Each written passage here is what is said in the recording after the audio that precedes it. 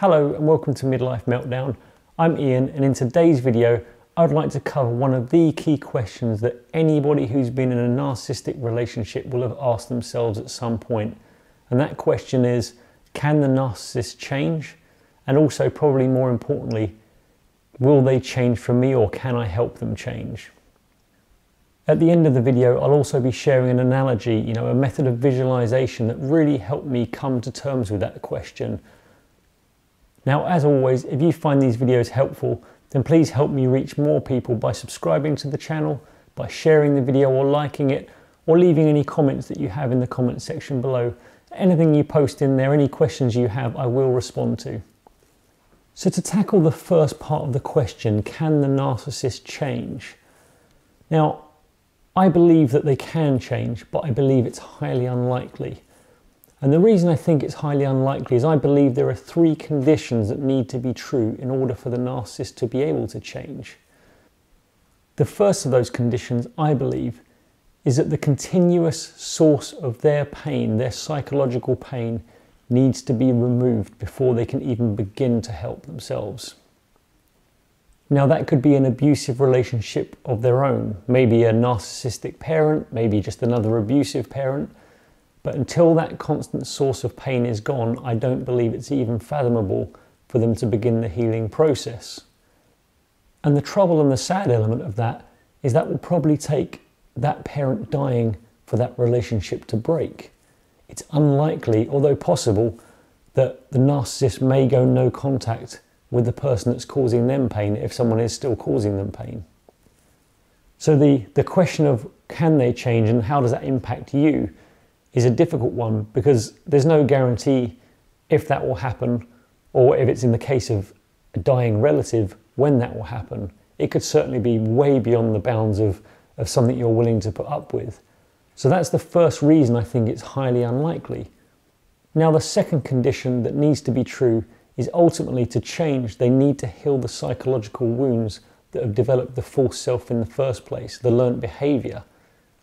Now, because that learnt behaviour has developed from formative years as a young child all the way through to adulthood, that's a significant amount of behaviour to change, and that is extremely difficult. I do believe it's possible, but I think it's extremely unlikely. And again, for someone in a relationship with a narcissist, the question you have to ask yourself is, even if you believe that it's possible, do you really want to go through that length of time and use up that amount of your life to support that person? And the third condition that I believe needs to be true is that the narcissist needs to be faced with undeniable, indisputable evidence that their behaviour is wrong. Until they truly accept that, I believe narcissists will always follow the path of least resistance, and that is to start a new life, to set the narrative over again, to find another source of supply. A source of supply that they're continually grooming, continually farming while they're in a relationship with you. The whole purpose of farming that supply is to ensure that they have another path to jump to. And as horrible as it sounds, there are an unlimited supply of sources out there for them to jump to, and it's a much easier thing to do for the human brain to continue and rationalize than it is to stop, self-diagnose and try to fix itself.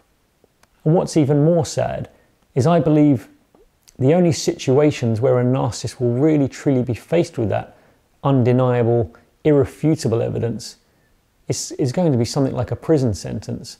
And it's really interesting, if you watch any videos of Sam Vaknin, that's exactly what happened to him, and where he got his diagnosis and accepted that he was suffering from narcissistic personality disorder. The physical imprisonment effectively puts you in solitary confinement and doesn't allow you to carry on that narrative, or at least shouldn't allow it to. I suspect that in some cases it probably still does, but it's that kind of environment. I mean, maybe multiple failed relationships, and I think in Sam's case that also happened as well, a couple of divorces. I think it's going to take a lot of evidence stacking up for a narcissist to truly stop and say, what's the common denominator here? And there's no path of least resistance for me to go to. The buck stops here. It's effectively like a drug addict hitting rock bottom, although I think it's a lot more difficult for a narcissist to hit rock bottom. Now, as for the second part of the question, as their significant others, Are we enough to make them want to change? Is our love strong enough? Is the thought of losing us strong enough to make them want to change? I believe the answer is no, and in my case, definitely no. And that's the real reason that narcissists go and farm new supplies continuously to have that B plan. It's the path of least resistance. It's the human brain's inability or resistance to accepting that it may be wrong. It's far easier to go on and change the narrative elsewhere. And this is where I think visualization can really help. And where I developed an analogy as I was going through my own experience with separating from my ex and coming to the realization of what narcissistic personality disorder was and what my role in it was as a codependent and someone who's fairly empathic. The visualization really helped me understand and accept why I couldn't help my ex. And as I was going through my own experience with this, the analogy I came up with that helped me and will hopefully help some of you is to think of the narcissist as a wounded animal. You know, something like a fox or a coyote that's got, you know, a shard of glass in its leg. Now, that animal does not want your help. And think of that animal, you know, escaping from you into a school building. And there's a reason why, as odd as that sounds, I choose a school building, and that's because effectively it has a long corridors with lots of rooms and doors on either side. Now, as you try to pursue that animal in order to help it, its instincts, its learnt behavior over time is to run from you, or if cornered, to attack you, because it doesn't believe it's wrong, it doesn't believe it needs help, and it doesn't believe you have good intentions towards it. So it follows the path of least resistance, even if it's not the best thing for it. It's learnt behavior. So as you walk through the school building trying to help it, the animal will run off into rooms down corridors to try and get away. And the only way to get it the help it needs is to get it cornered into a room or a corridor where it has no option to escape and has to submit and accept your help. Now, in order to do this, it's a methodical process of walking down those halls, pursuing the animal further and deeper into the school building, and as you're going, closing off doors on each side so that it can't escape into them. Eventually, as you pursue and close enough doors, you will find an endpoint where the animal's trapped and has nowhere else to go.